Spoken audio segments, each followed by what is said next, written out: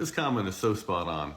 You know, just maintain the thing and benefit from the aftermarket parts that have existed to have been created to solve problems like the coolant filter, like the larger alternator, FICM tune to get rid of the turbo lag. But I gotta take exception with the one thing, and that is the bulletproof 5R concept. I can tell you they're bullet resistant and they are incredible transmissions.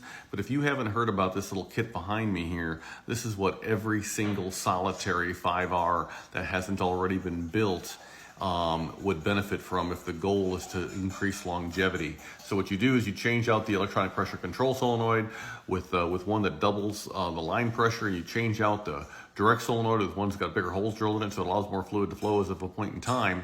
You do those two things, and while you're in there, you might as well go ahead and take care of some other things like a new screen between the valve body and the main internals of the trans, and you might as well go ahead and swap over to a 6.4 style pan that supports this finer filter, so you're filtering at 15, not 149 microns.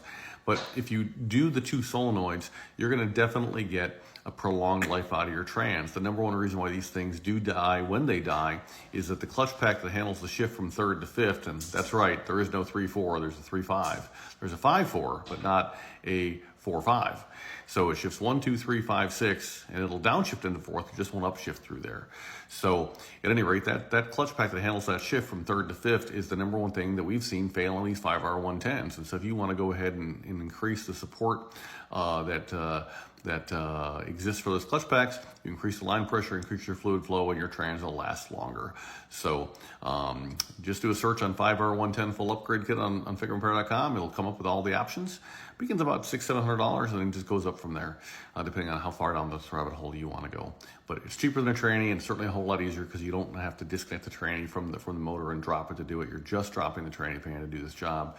Just a Saturday afternoon, and life is good for you. All right. So FICMRepair.com. We're all in this together. Appreciate the comment. Thank you.